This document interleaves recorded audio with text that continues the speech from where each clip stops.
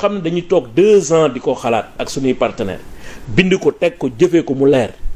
boo ñëwee balaa nga indi lu bees mais càmbaral loolu. aywa da nga jàpp ni dañu waroon. xool loolu mais lu bees li moo indi tâtonnement bi yëpp. lu bees parce que lu bees rek da ngay jaaxle. tey ñoom ci seen biir am na ñoo xam ne mënuñu la wax 2050 lan moo ci nekk parce que ils n'ont pas le temps de s'approprier de l'outil ils n'ont pas le temps financement yi ñuy def ku nekk ku xam finance ak ni muy doxee ak état xam ne les coûts de financement sur le marché régional là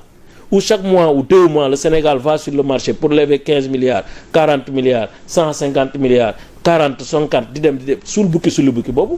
mais vous pouvez même pas imaginer le coût de ce niveau de remboursement ci crédit yooyu moo tax nit ñi bu ñu fay dem mais effet de levier état yu sérieux yi bu ñu fay dem effet levier rek lañ koy def pour un moment mais du ñu ko def benn loo xam ne nii mais vous imaginez au fur et à mesure Sénégal dem ci marché yi le taux déjà d'intérêt da ngay gis ni mu yokk et le taux d'intérêt est quand même significatif d'un niveau de risque sur un crédit au départ c'était 6,03 6,30% 6,50% ah dernier truc sur le marché 7,7%. attention Sénégal am na loo xam ne bu fi continuer am soo moytul dinañ gis loo xam mosuñu ko gis xamoon naa ko nag waxoon naa ko moo gën a xamoon naa ko nañu xoolaat bu baax et ce faux complexe là de dire on va pas aller sur les marchés internationaux qui sont des marchés réputés être plus moins chers moins coûteux plus simples avec des délais de maturité plus longs mais pourquoi ce complexe ngay dem di jël ay bor 3 ans 4 ans 5 ans mais bien sûr parce que c'est ce qu'on veut dire cette fausse souveraineté là qui est tout le temps invoquée mais loolu mooy indi problème yi Sénégal dafa nekk ci benn sous-région tey ak beneen région bu ñu tuddee CEDEAO beeg sous-région bu ñu tuddee UEMOA tout ce qui est économique et budgétaire foofu la ñu koy décider ñoom ñooy def décision yi normes bancaires financières ñooy def lépp à travers des règlements et des directives des fois même des lois uniformes nga jël loi yooyu intégralement de manière textuelle nga incorporer ko ci ce qui où est la souveraineté dans ce cas tout ce qu'on fait en matière budgétaire c'est à partir de l'UEMOA tout ce qu'on fait en matière de politique de démocratie de liberté c'est à partir de la CEDEAO mais où est la souveraineté. mais est-ce que aussi ñoom aussi seen fonctionnement yi nga xam ne noonu la ñuy doxee. non dama ne c'est-à-dire moo tax ma ne la nit du nax boppam on est un pays souverain à l'interne c'est vrai suñu devise ñoo koy tànnal suñu bopp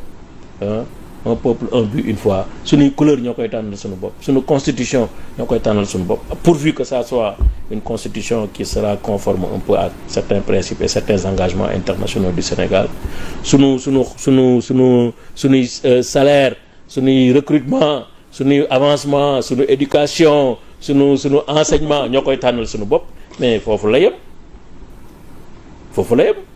bu dee politique sanitaire c'est l'OMS après à partir de l'OMS ngay jéem a xool nan ngay adapté fii su dee politique budgétaire mais c'est l'UEMOA c'est pas celle du Sénégal su dee politique économique monétaire c'est l'UEMOA su dee tout ce qui est politique sur les droits humains sur la circulation des biens et des personnes etc c'est la CEDEAO donc nañu wax nit ñi dëgg on est dans des ensembles et des sous-ensembles on va travailler dans ces ensembles et des sous-ensembles on est dans la mondialisation maintenant moi le discours que je veux c'est vrai quand je suis dans un partenariat le partenariat doit être de plus en plus équilibré sérieux bien construit qui préserve les intérêts du pays là je suis d'accord surtout voilà mais du ma dem lebi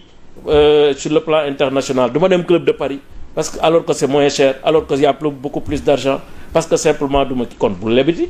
ñoom d'ailleurs dañu doon wax Sénégal warut a lebi endettement bi non li ñu nekk fii fiscalité mën nañu ko liggéey fu lu ñuy demati lebi donc man le message et le discours de vérité bi ma bëgg les dirigeants di ko tenir aux populations d'abord loolu laa gisagul te loolu su amul nag ci ay problème la ñu jëm parce que ça veut dire ce plan lu mu rafet ce programme lu mu baax si le peuple ne suit pas s'il y a pas de synergie entre le gouvernant et le peuple mais finalement les résultats seront zéro malheureusement on est là fan lañ fi defagum pour terminer. ñoom damay bañ ñu ne man may avocat bi ñoom liñ fi def wax nañ ko dans tous les cas baax na alhamdulilah dinañ si ñëwaat mais en tout cas daal ñu ngi teg seeni ay vision ñu ngi koy doxal peut-être ñenn Sénégalais approuvé nañ ko d'accord nañ ci ñeneen ñi nag peut-être mën nañ gis leneen ku nekk ak li nga bëgg a gis. Je salue ta sagesse. donc maa ngi lay nuyu amoon naa un réel plaisir dalal la. C'était un plaisir partagé. di la bàyyi nga tàggatoo ak internet. jërëjëf en tout cas maa ngi lay sant bu baax di la gërëm. moi je suis de temps en temps les émissions de Sénégal 7. Bon je sens aussi le professionnalisme. maa ngi gis aussi yaa ngi wane tout le temps l'équidistance. te loolu lu am solo la ci métier bi ngeen di def. maanaam wane ne ñun nekkuñu fi pour far. wane nekkuñu fi pour compte. bon c'est un média pluriel. Où toutes les voix comptent. ku nekk mën nga ñëw wax li ngay wax ci sa xalaat ci sa xam-xam. te jàpp ne peut-être li ngay wax dina amal njariñ leen parce que ñun aussi nekkuñu ay opposants yoo xam ne dañuy nekk di saaga di yàq di toj xeer di nangam non parce que nag wax dëgg yàlla bañ ca tolloo sax daaw ñu ko woon def noonu à plus forte raison biñ ci nekkee nii. suñu wareef mooy di alerter suñu wareef mooy dina attention bàyyi leen lii defee leen ko nii te defe naa ne loolu mooy dialogue mooy même bu ñu toogul ñun ñaar li may wax nga bañ a xool suma jëmm bañ a xool suma kanam bañ a xool suma jaar-jaar bañ a xool fi ma far nga gis li ci am njariñ ak li ciy jëmale Sénégal kanam nga jëfee ko. donc loolu moom humilité boobu bu ko gouvernants yi amee. ñun aussi ñu nekk dans une posture de construction. ou de co-construction. defe naa ne lu bare mën nañ ko am mais li ci jiitu nag mooy jàmm. jàmm nag dañ koy suuxat jàmm dañ koy wax jàmm dañ koy dox jàmm dañ koy jëf. te ñoom ñoo am obligation indi jàmm ñoo am obligation pacifier l'espace ñoo am jàmm ñoo am obligation bañ a indi benn tolof ci doomu aadama yi respecter la dignité des personnes respecter la liberté des personnes et loolu bu ñu ko defee rek je pense que loolu mooy indi jàmm ñu ngi ñaan ñëpp yàlla defal ñu ko. ci barke Seydina Mohamed. sallallahu alayhi wa sallam merci beaucoup mu nekkoon monsieur Oumar Youm ancien ministre avocat à la cour ni lay demee saa su nekk sur Sénégal 7 restez connectés ngeen topp suñu ay programme sur l'évolution de l'actualité mention spéciale à la régie tuuti net